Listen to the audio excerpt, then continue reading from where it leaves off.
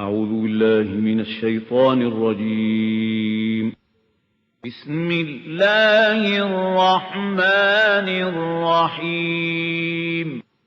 لقد أرسلنا رسلنا بالبينات وأنزلنا معهم الكتاب والميزان ليقوم الناس بالقسط. صدق الله العظيم.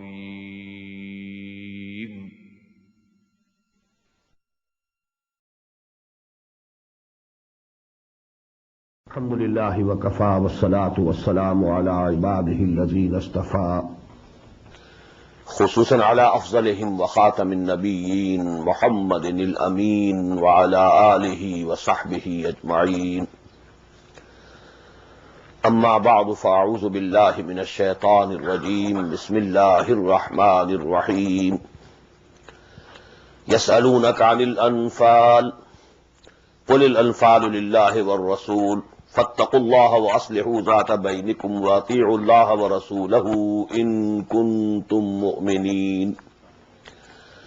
إنما المؤمنون الذين إذا ذكر الله وجلت قلوبهم وإذا تليت عليهم آياته زادتهم إيمانا وعلى ربهم يتوكلون. الذين يقيمون الصلاة ومما رزقناهم ينفقون أولئك هم المؤمنون حقا لهم درجات عند ربهم ومغفرة ورزق كريم. صدق الله العظيم. رب اشرح لي صدري ويسر لي أمري واحلل عقدة من لساني يفقهوا قولي. اللهم ربنا ألهمنا رشدنا وأعذنا من شرور أنفسنا. اللهم أرنا الحق حقا وارزقنا اتباعه وأرنا الباطل باطلا وارزقنا اجتنابه. اللهم وفقنا لما تحب وترضى. اللهم ربنا آنس وحشتنا في قبورنا وارحمنا بالقرآن العظيم. اللهم اجعله لنا إماما ونورا وهدى ورحمة. اللهم ذكرنا منه ما نسينا وعلمنا منه ما جهلنا وارزقنا تلاوته آناء الليل وآناء النهار واجعله لنا حجة يا رب العالمين. آمين. Dear brothers and sisters and sons and daughters in Islam, Assalamu alaikum wa rahmatullahi wa barakatuh. In the name of Allah and by His grace and blessings, we are starting the study of Surah Al-Anfal today. We are actually in the middle of the second group of Makki Madani surahs. As you must recall that I have told you that just like 7 ahzab or 7 manazil, 7 parts of the Quran divided nearly equally, so as to enable a person to recite 1 part, 1 hizb daily, to complete the recitation of the whole of the Quran in every week. So there are surahs, If we leave aside Surah Al-Fatiha, which is a preface to the whole of the Quran, 3 surahs, Al-Baqarah, Al-Imran, Al-Nisa, they make first manzil or first hizb, then 5, then 7, then 9, then 11, then 13, and then 65 surahs. So these are very well known, and they were, known in the days of the Prophet ﷺ and in the days of the companions of the Prophet radiyallahu ta'ala anhum ajma'in also. But very lately, some scholars have found, and just their minds, they were diverted toward this fact. The fact already was there, but nobody about it thought that this, phenomenon that Quran has some surahs which are Makki, then some which are Madani, then again which are Makki, then again Madani, then again Makki, and then again Madani, so on. This way also Quran has 7 groups of surahs. Every group has one or more surahs in the beginning, and it ends with one or more surahs which are Madani. In the beginning Makki, and then they end with Madanis. So in the first group that we completed, the Makki surah was only one, Suratul Fatiha. Although it's one, it's very small, but it's very great in itself. Ummul Kitab, the mother of the book, the root of the book.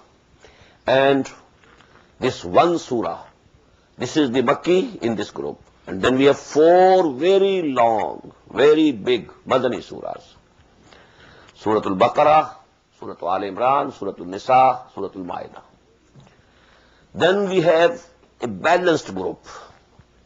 Two Makki surahs, two Madani surahs. The first group was not balanced. Only one very small, at least as far as its size is concerned, it's very small, 7 ayat and that's all.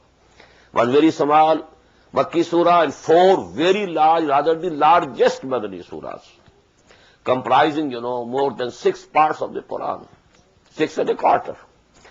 So, but the second group is very balanced. It contains 2 surahs which are Makki, which we completed, Suratul An'am and Suratul Araf. And then 2 surahs which are Madani. The first of them is this Surah Al-Fal, which we are beginning today, and the second will be Suratul Tawbah. So this is the second group. Now what is the main theme of this group?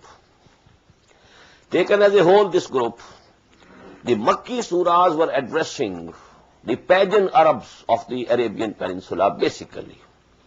We find very seldom reference to the people of the book, to the Jews, to the Christians. Basically, all the discourses are addressed to the pagans, the idolaters, who thought that they were following Ibrahim ﷺ, while actually they had distorted all the teachings of Ibrahim ﷺ. But they claim that they are following Ibrahim ﷺ. So Suratul An'am discusses it and very clearly brings out, what was the real teaching of Ibrahim. Inni wajjahtu wajhiya lilladhi fatara as-samawati wal-arda hanifan wa ma ana min al-mushrikeen. So that was the teaching of Ibrahim, and that was the millah of Ibrahim, that was the creed of Ibrahim. And then in the second surah, we find, the threat that has intensified. What happened to so many other nations which were there in this very part of the region of the world in which you are inhabiting now? You must remember what happened to the people of the Nuh. Our messenger came to him, they rejected, and then they were destroyed. What happened to Ad, the very great nation of the Arabian Peninsula? What happened to them? We sent a messenger, Hud alayhi salatu wassalam, they rejected, and they were also exterminated. And what happened to Samud? They were also a very big civilization of the Arabian Peninsula. You know them. What happened to them? We sent to them our messenger, Salih alayhi salatu wassalam. They rejected. What happened? They were destroyed. In the same way, what happened to those 2 cities, great cities, Sodom and Gomorrah, to whom we sent Hazrat Lut alayhi salatu wassalam? They rejected and they were destroyed, annihilated. No trace of the 2 cities is found. Both of the cities, they just plunged in the Dead Sea, and I think that is why, that sea is called Dead Sea. They were situated at the coast of that Dead Sea, and they were just drowned in that. Then what happened to the Madian or Midian? You have seen, what happened to Pharaoh. Such a big emperor, and his chieftains, they were drowned. So now this end will come to you also if you reject our Prophet Muhammad sallallahu alaihi wasallam. So that is the essence of the 2 Makki surahs included in this group.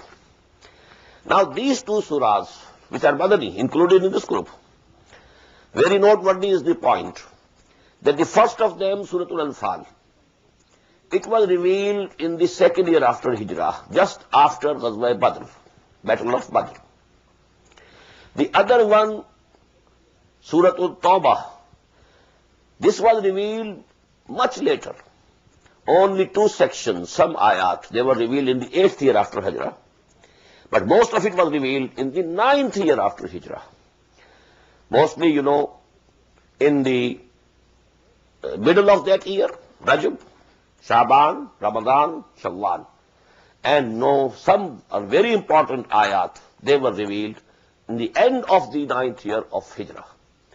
So why have they been brought together with such a vast difference in the time of their revelation? The point is that in the first surah, we find the first installment of the punishment of Allah subhanahu wa ta'ala coming to Quraysh of Makkah.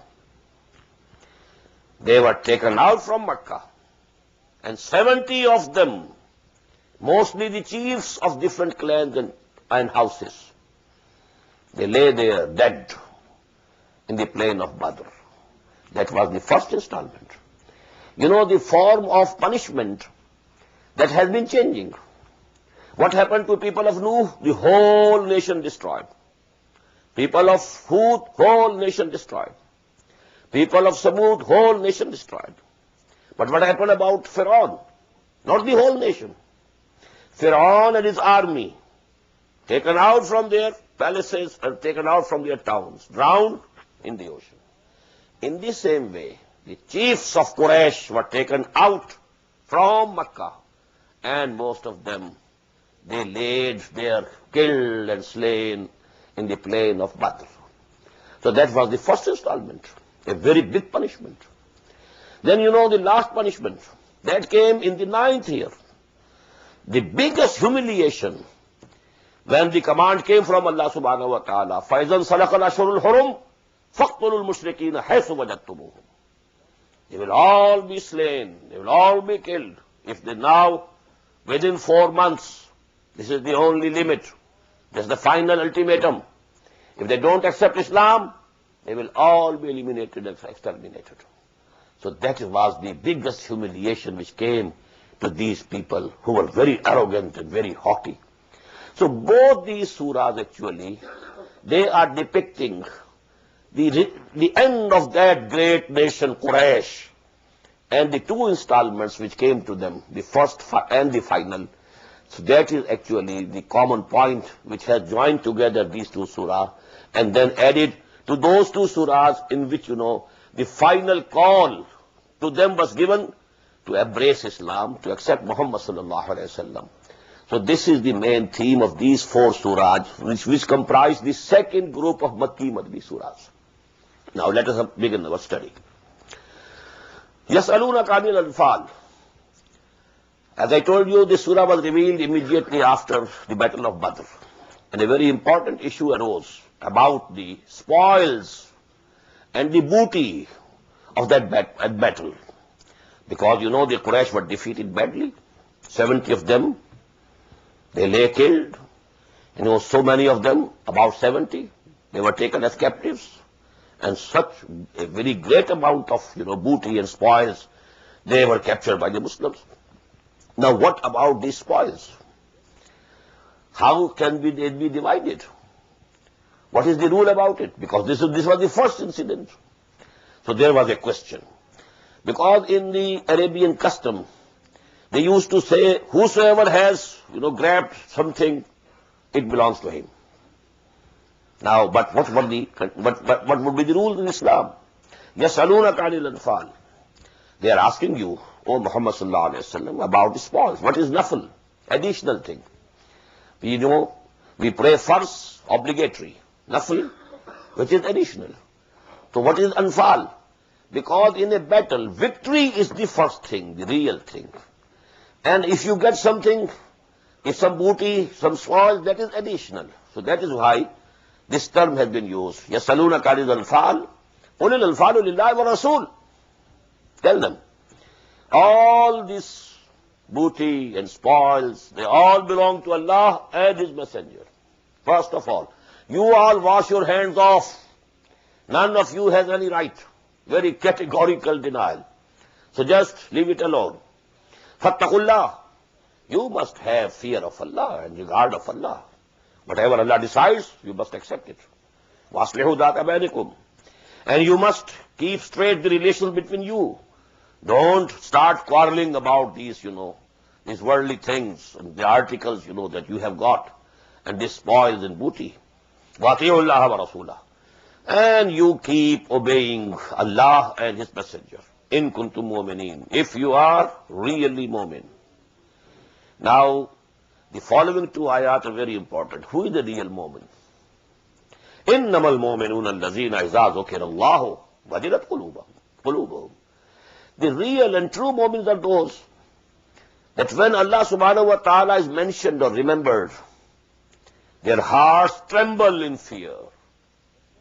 وَإِذَا تُلِيَتْ عَلَيْهِمْ آيَاتُهُ زَادَتْهُمْ إِيمَانًا.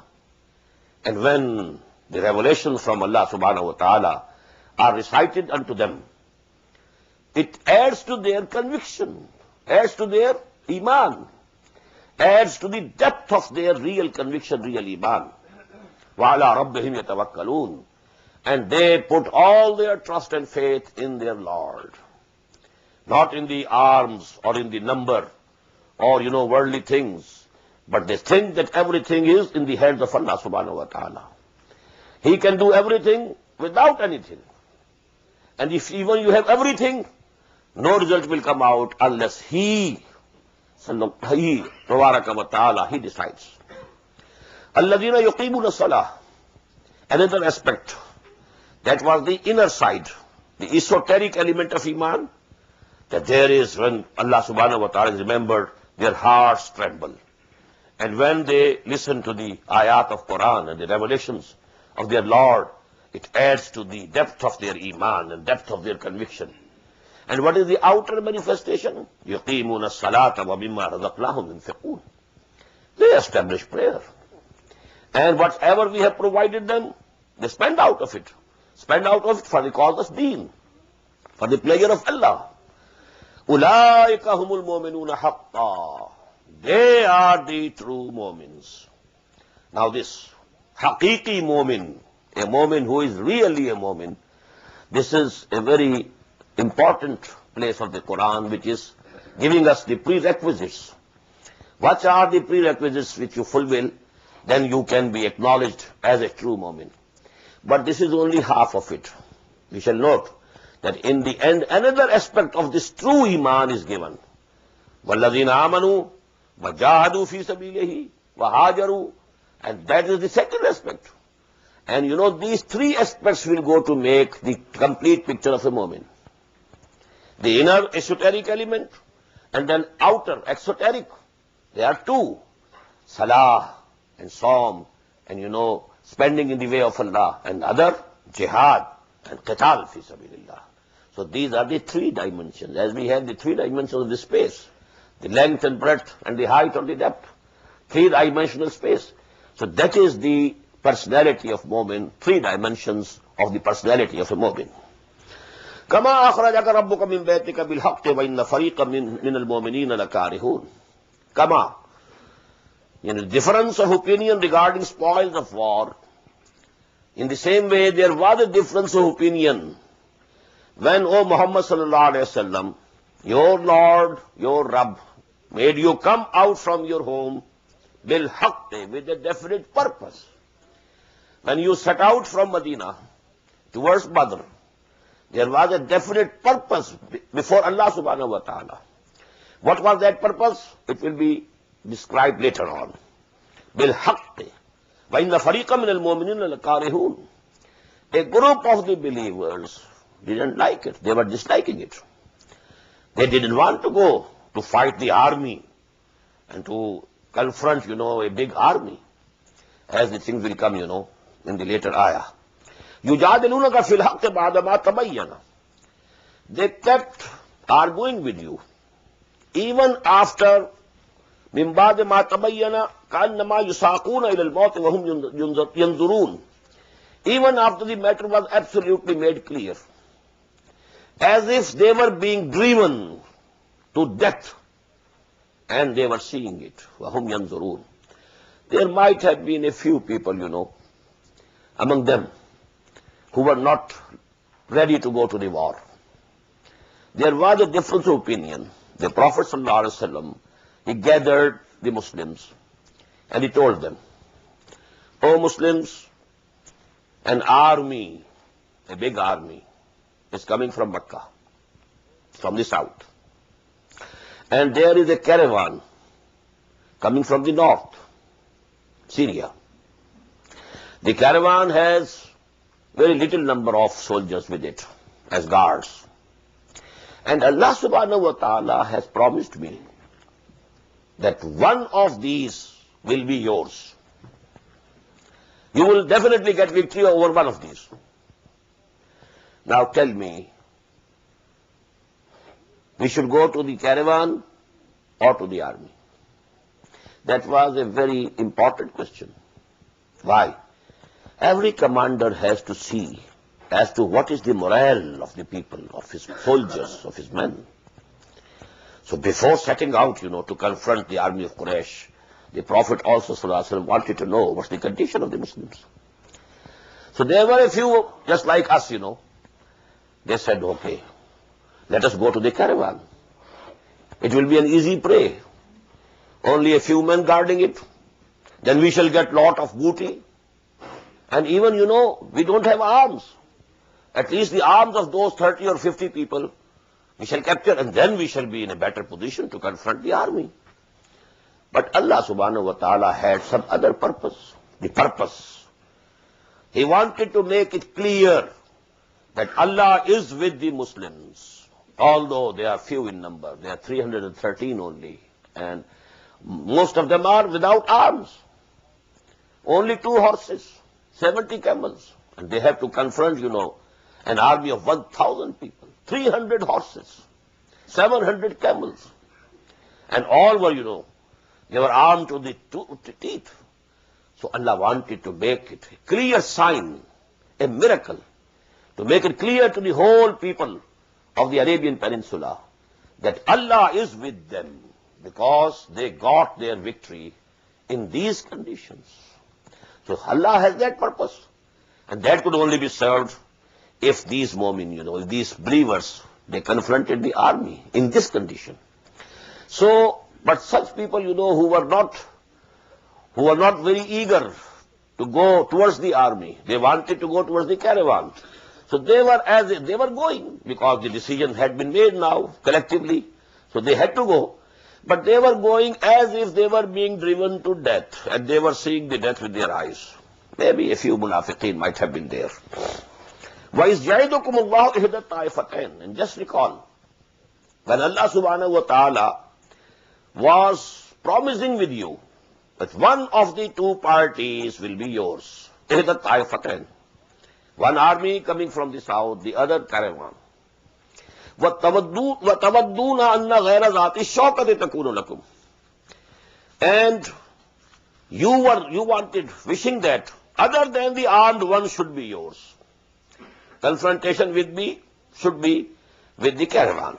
We should go and, have it.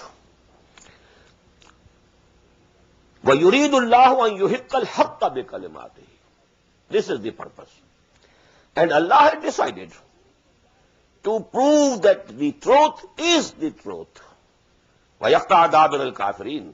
And Allah wanted to cut the roots of these kuffar, these unbelievers, The number 70 of them killed, including Abu Jahl, the most haughty, most proud, most arrogant person of Makkah, and so many others of his type.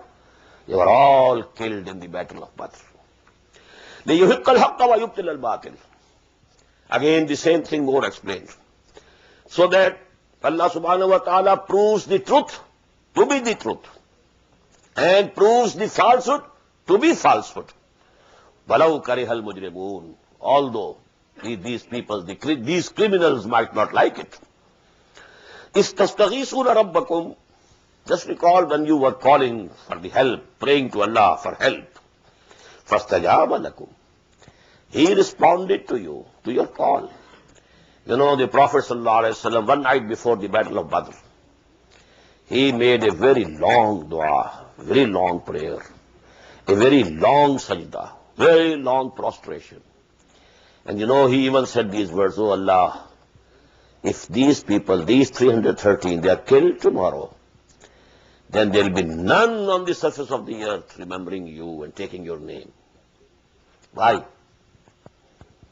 Because I am your last messenger, last prophet. And this is the result of my 15 years hardest work. After 15 years hardest work, I have gathered them. And they are here now. They are killed.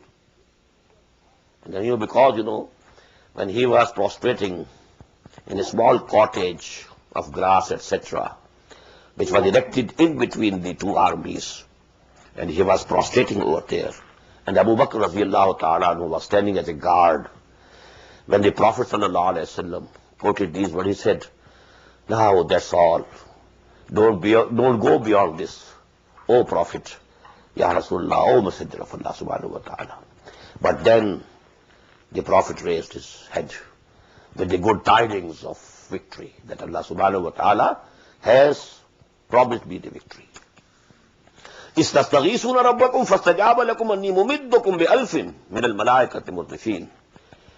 When you were praying to Allah subhanahu wa ta'ala for help, calling upon Him for help, and He responded that I am going to help you with 1,000 angels, coming one after the other. وَمَا جَعَلَهُ اللَّهُ إِلَّا بُشْرًا. And Allah subhanahu wa ta'ala made it as a glad tidings for you.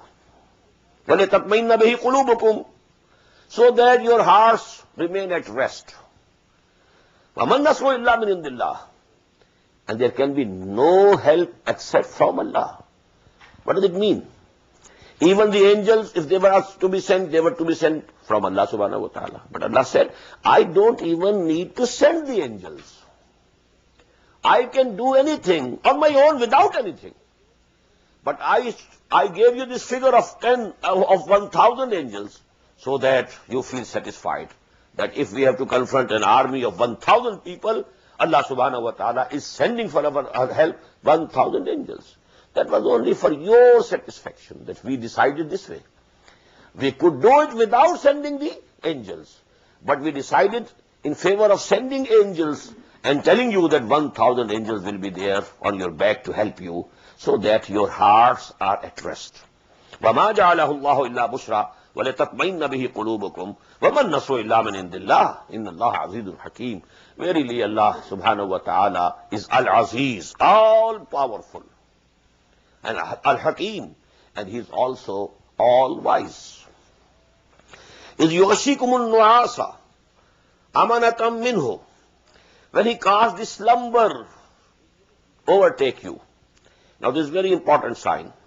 The night before Badr, before the battle, the Muslims, they slept very calmly.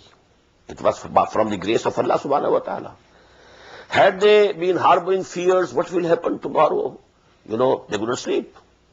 Allah subhanahu wa ta'ala gave, satisfaction and calmness to their hearts, so that they slept very well.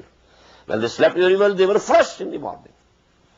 That is one of, the blessings of Allah subhanahu wa ta'ala which came to the Muslims. إِذْ يُغَشِّيكُمُ النَّاسَ أَمَنَةً مِّنْهُ وَيُنَزِّلُ عَلَيْكُم مِّنَ السَّمَاءِ مَاءً. And second blessing which came, rain came down. That was the second blessing. لِيُطَهِّرَكُم بِهِ وَيُذْهِبَ عَنْكُمْ رِجْزَ الشَّيْطَانِ. So that he purifies you with it. You can make ablutions. You can, if there is a need, you can take the bath. They gather the water of rain, in the form of a pond. وَيُذْهِبَ عَنْكُمْ رِجْزَ الشَّيْطَانِ. So that He takes away from you the abhorrent things which are from shaitan. Somebody might have become, for him it might have become necessary to have a bath. But how could they take a bath if there was no water? So Allah subhanahu wa ta'ala provided you the water. وَلَيَرْبِطَ عَلَىٰ قُلُوبِكُمْ. And so that He strengthens your hearts. وَيُثَبِّتَ بِهِ الْأَقْدَامِ. And there your feet must be firm. Now because, the sandy, this soil, now the sand settled, so that their force, they were also, their feet was firm. إِذْ يُوحِي رَبُّكَ إِلَى الْمَلَائِكَةِ. Just recall when your Lord was inspiring and saying to the angels, He was sending the angels, 1,000 angels, go and help the Muslims. But what was the command that He gave? أَنِّي مَعَكُمْ, I am with you. Just listen. Even angels couldn't do anything if Allah was not with them. So actually, all authority is with Allah. All power is with Allah. La hawla wa la quwwata illa billah. Nobody has anything in his control or command. Even the angels. Allah subhanahu wa ta'ala is telling the angels, Inni ma'akum. You go to help my believers and I am with you. فَثَبَّتُوا الَّذِينَ آمَنُوا. Now make firm those who believe. سَأُلْقِي فِي قُلُوبِ الَّذِينَ كَفَرُوا الرُّعْبَ. I will put and cast terror in the minds of those people, in the hearts of those people who don't believe, who have rejected the faith. فَضْرِبُوا فَوْقَ الْعَنَاقِ. So smite and strike over their necks. فَضْرِبُوا مِنْهُمْ كُلَّ بَنَانٍ. And strike and smite every fingertip of them. ذَلِكَ بِأَنَّهُمْ شَاقُّوا اللَّهَ وَرَسُولَهُ. This is because they opposed Allah. They became enemies of Allah and His Messenger. وَمَنْ يُشَاقِقِ اللَّهَ وَرَسُولَهُ فَإِنَّ اللَّهَ شَدِيدُ الْعِقَابِ. And whosoever becomes hostile to Allah and His Messenger, then Allah is very swift in giving punishment. He is very severe in giving punishment. Shadidul iqab. Zalikum fazuquh wa anna lil kafirin azaban nar. This is for you. Taste it. Now this is addressing the kuffar, the people of Makkah. This is the first installment which we have given you. 70 of your people, mostly the chiefs, they have been killed. Zalikum fazuquh. Taste this.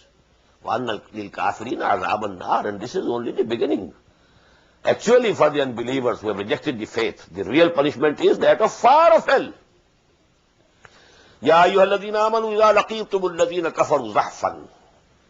Oh, you who believe, when you meet those who have rejected the faith, rejected Iman, in a battlefield, fala tuwalluhumul adbar. Don't show them and don't turn your backs to them. You must be face to face with them, fight them with courage, do your last, not to run away, not to show your backs to them. وَمَنْ يُوَلِّهِمْ يَوْمَئِذٍ دُبُرَهُ. And whosoever turns his back towards them, إِلَّا مُتَحَرِّفًا لِقِتَالٍ. Except two things. Number one, if there is some strategy, some strategic move, and due to this strategic, orderly retreat, you are going back. But even then, the backs are not turned, going back.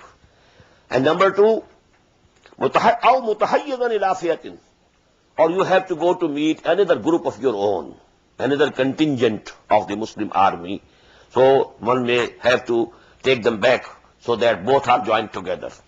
These are the two only exceptions in which a mu'min is allowed to retreat from the battlefield, as a strategy, or when you have to go and meet and join with other contingent of the Muslim army. And whosoever, except in these two conditions, whosoever turns his back, فَقَدْ بَا بِغَضَبٍ مِّنَ اللَّهِ. So he has incurred the wrath of Allah. وَمَأْوَاهُ جَهَنَّمُ وَبِئْسَ الْمَصِيرُ. And his abode will be hell. And that's a very bad destination. فَلَمْ تَقْتُلُوهُمْ. Very important ayah. O Muslims, it was not you who killed them. You couldn't kill these 70 people. Armed to their teeth, mounted.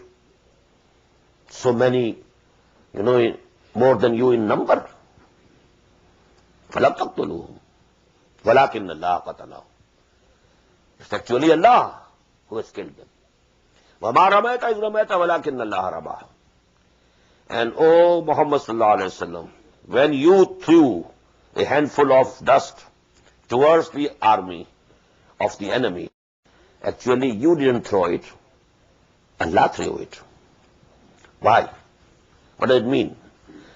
Don't misinterpret this ayah. What does it mean?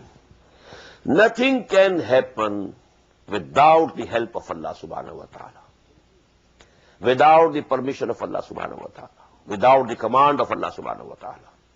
But don't think that Allah subhanahu wa ta'ala would have killed the enemy had the Muslims not come in the field and confronted the enemy. First, the Muslim, the Mu'min has to do whatever he can do. But he should never think that his own power or his own means, they will be decisive. It's Allah who decides it. So actually, they were the Muslims there. They were fighting. But Allah subhanahu wa ta'ala helped them. And now he's saying, only your own power, your own strength could not give you this victory. It's from Allah subhanahu wa ta'ala. فَلَمْ تَقْتُلُوهُمْ وَلَكِنَّ اللَّهَ قَتَلَهُمْ. In the same way when we say that Allah is Raziq. But we are working hard, doing so many things. If we sit, hands folded, then Allah is not going to send us any provision or any risk. But whatever we earn, we say it is from Allah subhanahu wa ta'ala. And this is the fadl of Allah. That is why, the earning, this worldly earning. Quran has only used this word kasb, only one place. Otherwise it is fadl. فَإِذَا قُضِيَتْ الصَّلَاةُ فَانْتَشِرُوا فِي الْأَرْضِ وَابْتَغُوا مِنْ فَضْلِ اللَّهِ. When the Friday prayer is over, you can go about on the earth and you try to search for the fazl of Allah. Whatever you get, although you might have worked, you have worked hard for an hour and you got $10, but you don't think this is your earning. These $10 are fazl of Allah subhanahu wa ta'ala.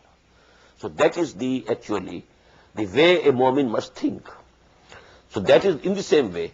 We work hard to earn our livelihood, but whatever we get is from Allah. Huwa Raziq. In the same way, you strive to your utmost in the way of Allah. And you are there on the battlefield. You don't spare anything. You don't leave any stone unturned. Do whatever you can do. But when you are confronting the enemy, think that actually only the victory or the result rests in the hands of Allah subhanahu wa ta'ala and none else. فَلَمْ تَقْتُلُوهُمْ وَلَكِنَّ اللَّهَ قَتَلَهُمْ وَمَا رَمَيْتَ إِذْ رَمَيْتَ وَلَكِنَّ اللَّهَ رَمَى وَلَيُبْلِيَ الْمُؤْمِنِينَ مِنْهُ بَلَاءً حَسَنًا. And this was so that Allah subhanahu wa ta'ala wanted to put the believers to a fine test, so as to bring forth the good in them. Please note here, those who have some understanding of the Arabic language, Bala Yablu in Salasi Mujarrad, it means simple testing. Bala Yablu. And Abla Yubli Ibla'an, this is Babu If'al. This means, to put someone to a test so that the good in him comes out and it becomes apparent. Bala Ablas, this is from Abla. Layubli al-mu'minin. Allah subhanahu wa ta'ala put you to this test so that, the good in you becomes apparent, comes out. People can see them with their own eyes. What is hidden in you? Inna Allah Samiyun Alim. Verily Allah subhanahu wa ta'ala is all hearing, all knowing. Zalikum. This has happened. This victory is yours, O Muslims. This defeat is yours, O the unbelievers of Makkah. Wa anna Allah muhinu kaydil kafirin. Allah subhanahu wa ta'ala is going to weaken all the strategies, all the devisings, all the plans of these unbelievers. So be at rest, O Muslims. Allah subhanahu wa ta'ala will take care of them afterwards also. In tastaftihu faqad ja'akumul fath. Now this is directed towards the kuffar of Makkah. In tastaftihu faqad ja'akumul fath. If you wanted a decision from Allah subhanahu wa ta'ala, the decision has come. Actually what happened, because Abu Jahl was absolutely confident his victory. 1,000 strong army, wholly prepared, with full provisions. In those days in Arabia, this was a very unusual phenomenon. People of Quraysh, very brave. Their bravery was acknowledged throughout the Arabian Peninsula. 1,000 of them marching towards Medina. And the intelligence reports must have been there that the Muslims are not more than 300. And they lack the arms. And they have nothing with them. Nearly armless. So he was so sure of victory that we shall just finish them. That he said this is going to be Yawmul Furqan. And Furqan means criterion. which discriminates between what is false, what is real, what is good, what is bad, what is right, what is wrong. So he himself said, this is going to be Yawmul Furqan. Now this day, will prove who is on the right path. Because they thought we are on the right path. At least they claimed so. We are on the right path. This is the creed and religion of our forefathers which we are following. They are the people who have left, the deen and creed of their forefathers. So they are at fault, not us. So this will prove, this day will be a criterion, day of criterion. This is going to be Yawmul Furqan. So now Allah subhanahu wa ta'ala is saying to the Quraysh of Makkah, In tastaftihu faqad ja'akumul fath. If you wanted a judgment and decision, you have got it. Now it's absolutely clear that Allah is with Muhammad and his companions. Sallallahu alayhi wa sallam wa radiyallahu ta'ala anhum. Ain tantahu fahuwa khairul lakum. Now if you stop, if you give up the opposition that you have been making to Muhammad sallallahu alayhi wa sallam, it is better for you. If you desist in future, it's better for you. Wa in ta'udu na'ud. And if you again do the same thing, we shall again do the same thing. The same result will come to you. We should also do the same thing. وَلَن تُغْنِيَ عَنْكُمْ فِيَتُكُمْ شَيْئًا وَلَوْ كَثُرَتْ. And your host will avail you nothing, though it may be numerous. Your number might be more than 1,000 or 2,000. It will be of no avail to you. وَأَنَّ اللَّهَ مَعَ الْمُؤْمِنِينَ. And know it, be it known to you, that Allah is on the side of the believers. He is on the back of the believers. He is with the believers.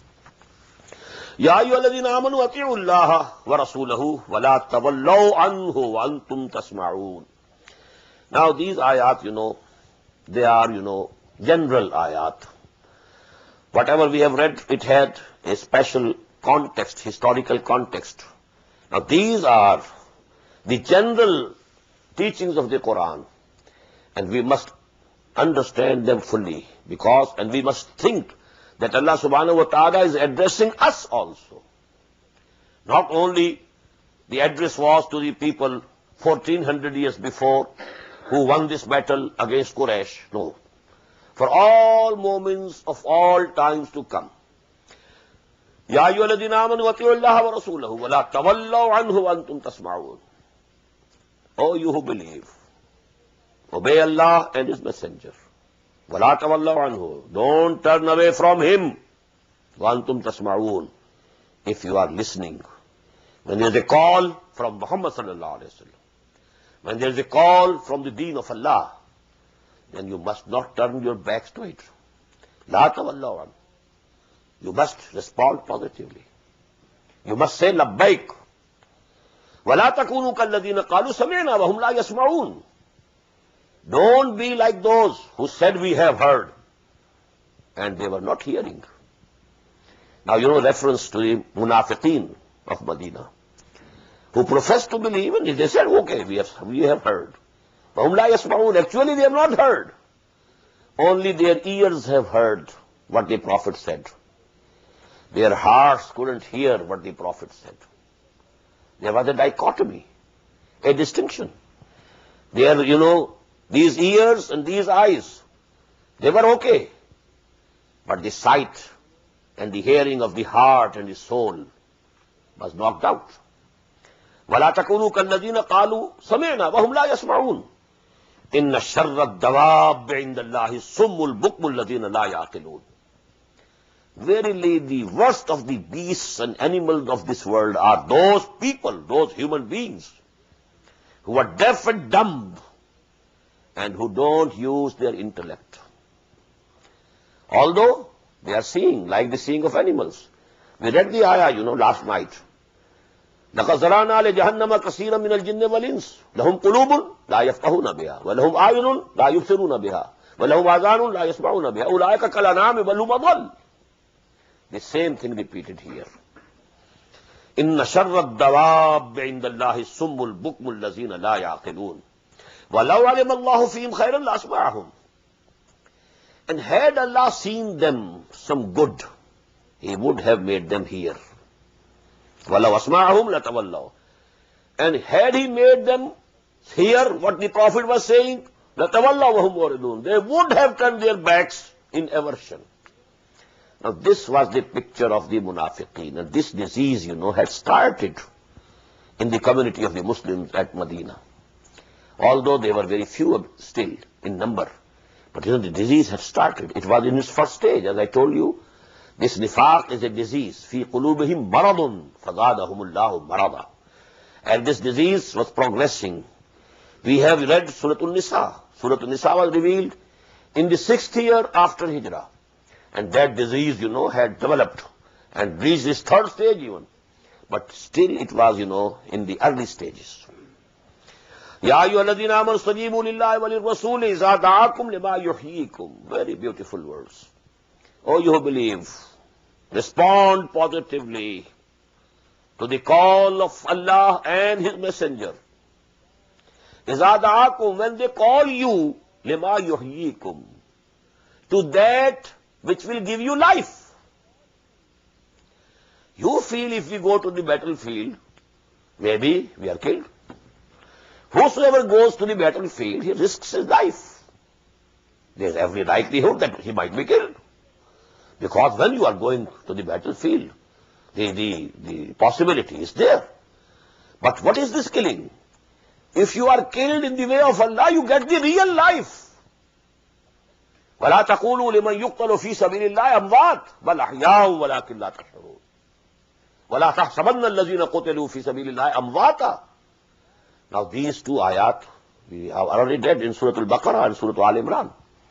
Surah Al-Baqarah was revealed before this Surah Al-Anfal, because Surah Al-Baqarah was revealed beginning from just after Hijrah till the Battle of Badr. That was the period in which, most of the ayat of Surah Al-Baqarah were revealed. So that ayat was there before the Muslims. So actually, this is not that. This is the real life.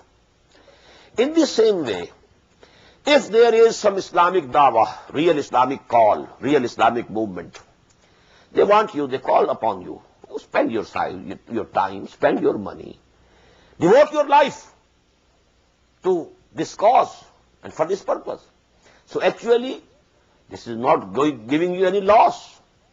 All the benefits will come to you, and you will have the spiritual life. You will not be living now as an animal. You will be living now as real human beings. This spiritual life will come to you if you respond positively to the calls of Allah and His Messenger. Ya ayyuhalladhina amanu istajibu lillahi wa lirrasuli idha da'akum lima yuhyikum wa'lamu anna Allaha yahulu bayna al-mar'i wa qalbihi.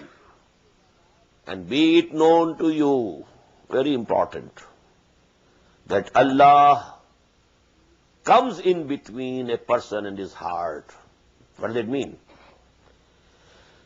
A call came to you, you rejected it. Then again there was a call, you again rejected it. What will happen? Allah subhanahu wa ta'ala will withdraw from you the capacity of hearing and responding positively. This law, the culmination of this process is خَتَمَ اللَّهُ عَلَىٰ قُلُوبِهِمْ وَعَلَىٰ سَمْعِهِمْ وَعَلَىٰ أَبْصَارِهِمْ غِشَاوَةٌ. Now the seals are put on the hearts and the hearing. Why? Because you didn't كَمَا لَمْ يُؤْمِنُوا بِهِ أَوَّلَ مَرَّةٍ. We read it in Surah Al-An'am. If something comes to you and your heart testifies it is correct, it is right, it is the truth, you must accept it. Don't delay it. If you delay it, the capacity of acknowledging and comprehending the truth will become less. Second time again, your heart says, okay, this is correct.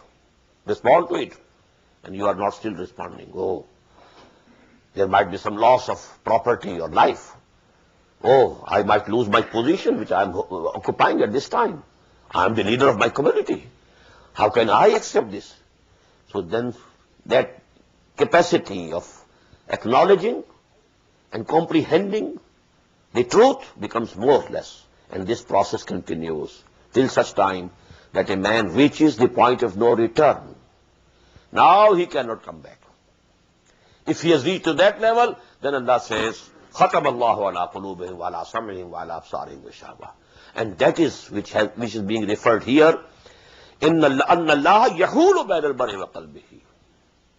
So beware lest this position and this condition should also befall you. وَأَنَّهُ إِلَيْهِ تُحْشَرُونَ. And in the end, you will have to be gathered towards him. Everybody has to go to him. وَاتَّقُوا فِتْنَةً لَا تُصِيبَنَّ الَّذِينَ ظَلَمُوا مِنْكُمْ خَاصَّةً. And you must fear the infliction that will not involve only the evildoers. If a community is doing something wrong, although you are not committing that mistake yourself, but you are also not forbidding them, then when the punishment of Allah comes, you will also be punished. We have read it in Surah Al-A'raf. فَأَنْجَيْنَا الَّذِينَ يَنْهَوْنَ عَنِ السُّوءِ. Only those were saved from those people who broke the law of Sabbath. Only those who were forbidding them from doing it. Those, who, although they were not committing that sin themselves, they were not forbidding others from doing it, they were also involved. Because it is abatement. If you are not stopping them, you are with them. You will be included in the punishment. So this is very important. Don't think because I am not doing anything, well, you will not be spared. Only if you have done your best, whatever you could do to stop people doing it. You had spent all your energy, all your time, whatever was possible for you to change the direction of the events. Then may Allah subhanahu wa ta'ala may spare you. Otherwise you will be included in the people when the punishment comes.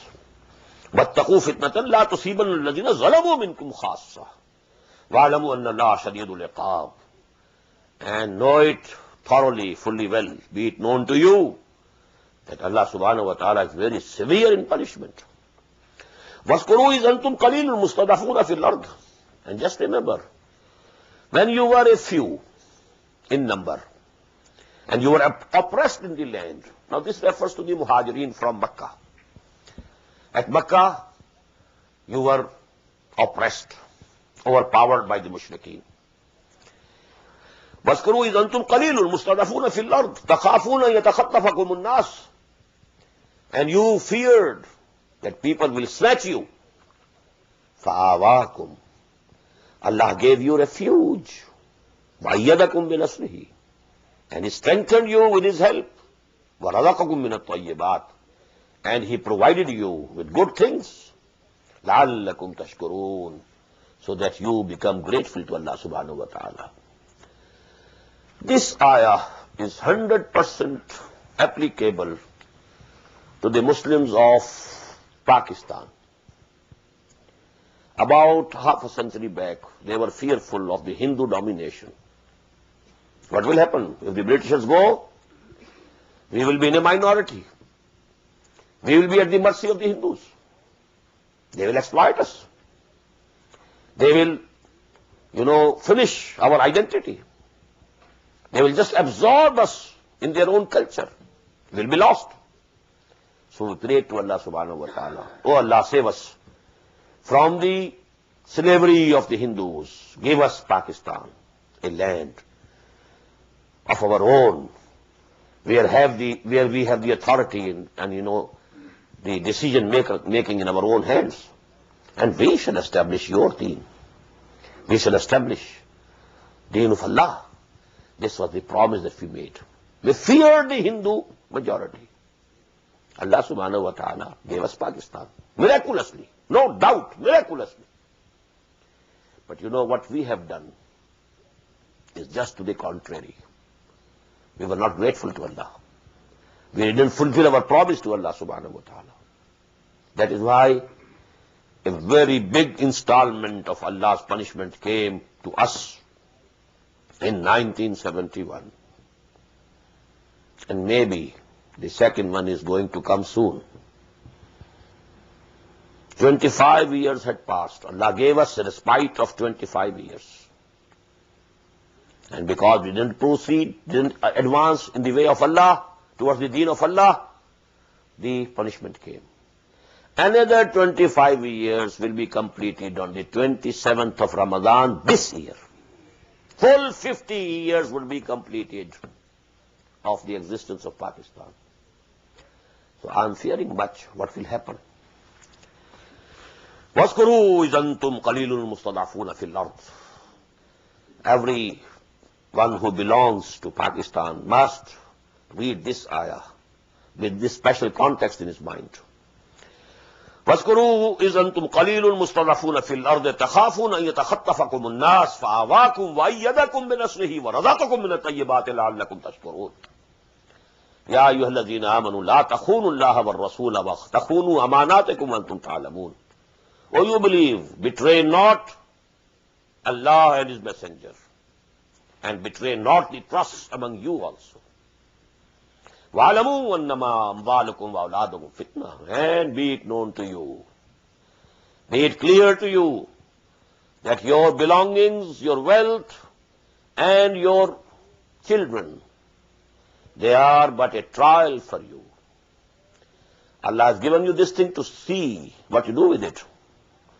Allah has given you sons and daughters to see how you bring them up. You are bringing them up as Muslims, teaching them Islam, or you are only thinking about their worldly futures and careers, spending huge sums for education. What education? The only education, to have a good career, to have a better living, nothing else. Coming over all the way from Pakistan to America to have some degree, so that this degree can be cashed. That's all. No teaching of deen. This is what we are doing. So we are failing in this test. وَعَلَمُوا أَنَّمَا أَمْوَالُكُمْ وَأَوْلَادُكُمْ فِتْنَةٌ. We have given you wealth. What are you doing it? Luxuries, comforts, to show off your wealth. This is how you are using it. So you have failed in the test.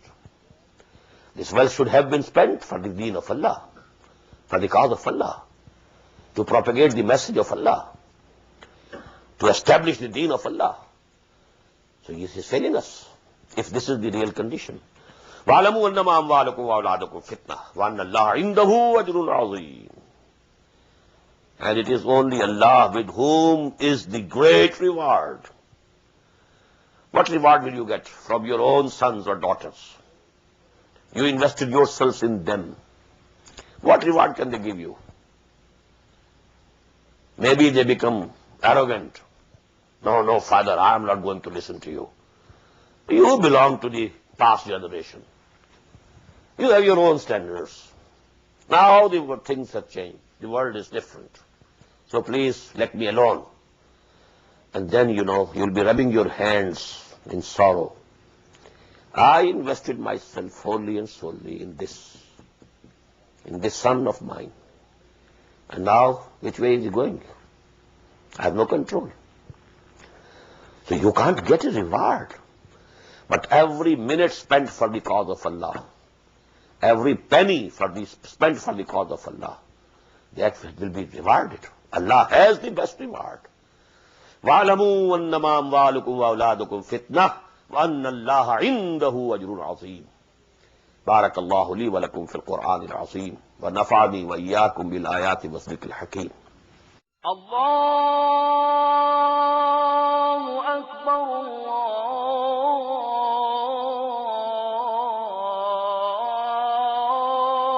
الله أكبر. The Islamic Organization of North America, IONA, is an organization dedicated to reviving the Quran into the hearts of Muslims while bringing its message to non-Muslims. The obligations of a Muslim as ordained by the Quran and Sunnah can be understood as having 4 levels. 1. A Muslim is required to develop real faith and conviction, iman, in one's heart. 2. A Muslim is required to live a life of complete submission to the will of Allah subhanahu wa ta'ala. 3. A Muslim is required to propagate and disseminate the message of Islam to humanity as a whole. 4. A Muslim is required to try his utmost in establishing the just Islamic order. The first and foremost objective of establishing IONA is to assist the Muslims in North America to uphold and implement these obligations, first on themselves, their families, inform their friends, and then to invite the non-Muslims to Islam. The ultimate goal is to seek Allah's pleasure and salvation in the hereafter. For more information about Iona, please visit us at www.tanzim.us. You may also email us at info@tanzeem.us or call our toll-free number 866-779-IONA. Join us. Together we can make a difference.